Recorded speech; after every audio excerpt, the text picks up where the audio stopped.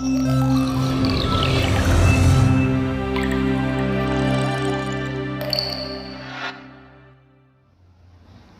teman-teman, di sini saya akan membahas tentang perbedaan sel eukariotik dan sel prokariotik serta dengan fungsi organel sel.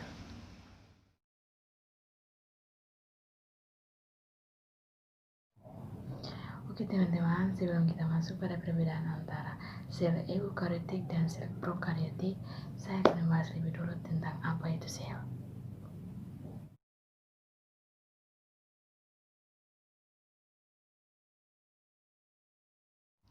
Sel pertama kali ditemukan oleh Robert Hooke pada tahun 1665. Sel merupakan unit terkecil dari makhluk hidup. Sel juga dapat melakukan proses kehidupan, seperti melakukan respirasi, penyusun, perombakan, melakukan reproduksi melalui pembelahan sel, dan peka terhadap rangsangan. Sel prokariotik. Sel prokariotik adalah sel pada kingdom Monera yang tidak memiliki membran inti, mitokondria, dan membran organel apapun. Tidak terbungkus membran inti, itulah perbedaan pada sel prokariotik dan sel eukariotik. Berikut adalah bagian-bagian sel prokariotik beserta fungsinya.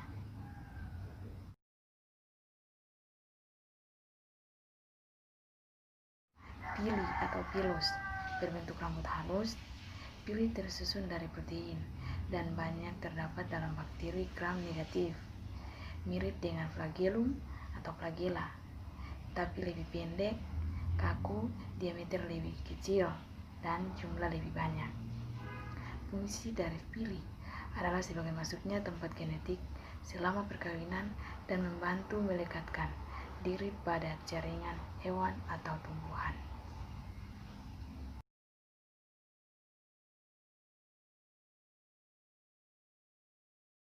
Dua plasmid. Plasmid termaksud DNA terkecil yang bentuknya secara fisik terpisah dan dapat mereplikasi secara independen. Umumnya dijumpai sebagai molekul DNA sirkuler untai ganda dalam bakteri. Plasmid mengangkut gen yang mungkin bermanfaat bagi kelangsungan hidup organisme yang resisten antibiotik. Ukuran plasmid beragam dari 1 hingga lebih dari 1000 kbp. Fungsi plasmid yaitu membawa sifat non-esensial dari DNA yang memberi keuntungan pada sel prokariotik seperti resistensi antibiotik, virulensi, dan konjugasi.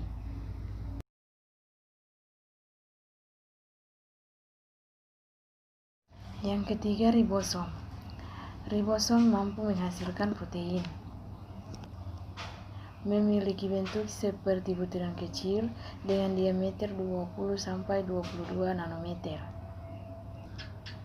Terdapat di RNA kasar dan tersebar di sitoplasma. Merupakan organ terkecil dalam sel. Ukuran ribosom lebih kecil dan rRNA lebih sedikit. Fungsi ribosom yaitu untuk melakukan translasi dalam sintesis protein yang mengubah kode genetik DNA menjadi protein.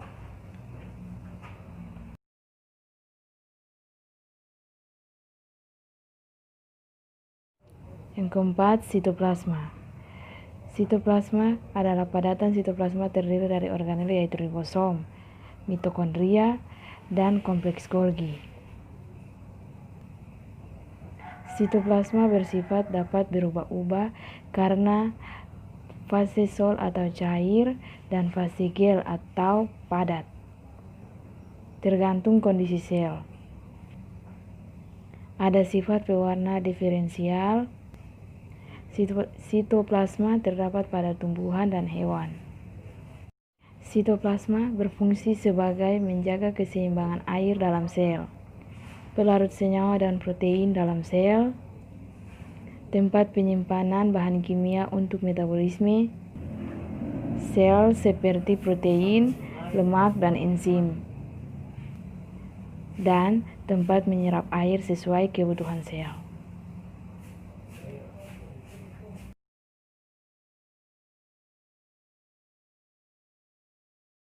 Yang kelima, membran plasma. Membran plasma atau membran sel terbuat dari dua lapis fosfolipid. Membran plasma mengatur molekul masuk dan keluar dari sel. Dan membran plasma memiliki banyak protein yang terkandung di dalamnya.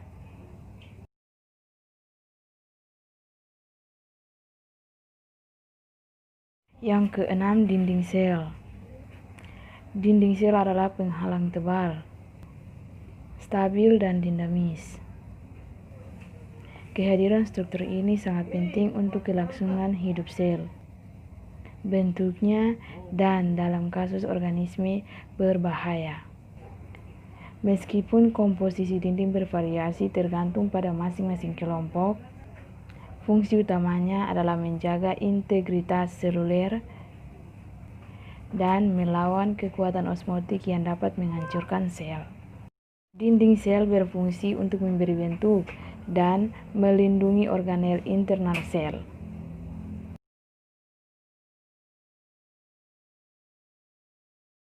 Yang terakhir, kapsul atau kapsula. Kapsul adalah lapisan terluar dari bakteri dengan ketebalan bervariasi di tiap jenis bakteri. Lapisan tebal tersusun dari glikoprotein, biasanya terdapat pada bakteri pembawa penyakit atau bersifat patogen. Lapisan tipis disebut juga lapisan lendir, yang tersusun dari air dan polisakarida. Biasanya terdapat pada bakteri yang bersifat saproba atau mendapat makanan dari sisa organisme lain. Fungsi kapsula adalah sebagai pelindung sel, mencegah sel kekeringan, membantu melekatkan diri dengan bakteri lain, melindungi bakteri patogen, dan pengaruh antibodi sel inang. Oke teman-teman, berikutnya kita akan masuk dalam sel eukariotik. Oke teman-teman, berikutnya kita masuk pada sel eukariotik. Sel eukariotik adalah sel yang memiliki nukleus yang jelas. Terdapat bahan genetik atau DNA. Organisme ini dilindungi oleh sitoplasma dan membran yang membentuk sel seluler.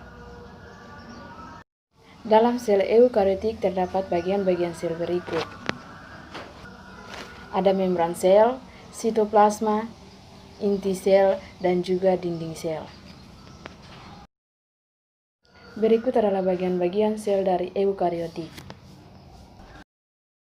Membran sel adalah lapisan pembatas bagian dalam sel. Terdiri dari dua rangkap lapisan lipid yang dikenal dengan lapisan lipid biliar. Membran sel juga memiliki 3 lipid penyusun. Yang pertama ada glikolipid atau mengandung karbohidrat. Yang kedua setrol atau mengandung alkohol. Dan yang ketiga ada fosfolipid, itu yang mengandung fosfat. Membran sel juga tersusun oleh protein yang berjenis glikoprotein. Glikoprotein membentuk dua lapisan, yaitu yang pertama lapisan protein perifer, yang kedua lapisan protein integral. Membran sel juga berfungsi untuk menerima rangsangan berupa zat kimia,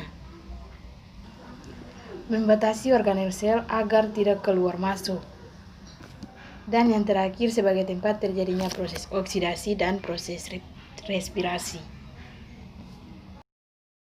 Yang kedua ada sitoplasma.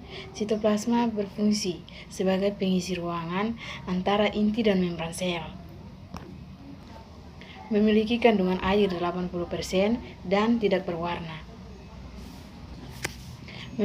Membran sel berfungsi sebagai tempat terjadinya metabolisme. Yang ketiga nukleus. Nukleus adalah otak atau pusat dari sel, sebab disinilah tempat pengendalian sel. Nukleus berbentuk besar dan berada di tengah sel. Nukleus berfungsi sebagai pembawa materi genetik dan serta mengontrol pembelahan sel. Yang keempat ada retikulum endoplasma. Retikulum endoplasma berbentuk seperti jala yang berpusat pada endoplasma atau sitoplasma bagian dalam. Retikulum endoplasma berfungsi sebagai sintesis substansi kimia dan sebagai transportasi protein tersebut ke kompleks Golgi. Ada dua retikulum endoplasma. Yang pertama ada retikulum endoplasma kasar dan yang kedua ada retikulum endoplasma halus. Yang kelima ribosom. Ribosom adalah bagian yang terkecil dari sel. Bertugas melakukan sintesis pada protein yang terletak dalam sitoplasma dan penyusun utama adalah protein dan RNA. Yang keenam ada kompleks Golgi. Kompleks Golgi adalah sel yang berukuran besar, terletak di retikulum endoplasma. Fungsi dari kompleks Golgi adalah untuk membentuk membran plasma dan membentuk akrosom pada sperma dan kuning telur. Yang ketujuh ada lisosom. Lisosom berbentuk gelombang bulat berdiameter antara 0,1 sampai 1,2 mikrometer. Dan terdapat enzim hidrolitik yang disebut lisosim. Lisosom berfungsi sebagai proses pembebasan enzim atau disebut juga eksositosis, proses penghancuran atau autofagi, dan proses penghancur atau autolisis, dan melakukan pencernaan intrasel atau endositosis. Mitokondria. Mitokondria adalah pembangkit energi dari sel eukariotik. Berbentuk bulat dan agak panjang dan disusun oleh lipoprotein. Mitokondria berfungsi untuk melakukan respirasi sel, memiliki DNA dan mengoksidasi makanan.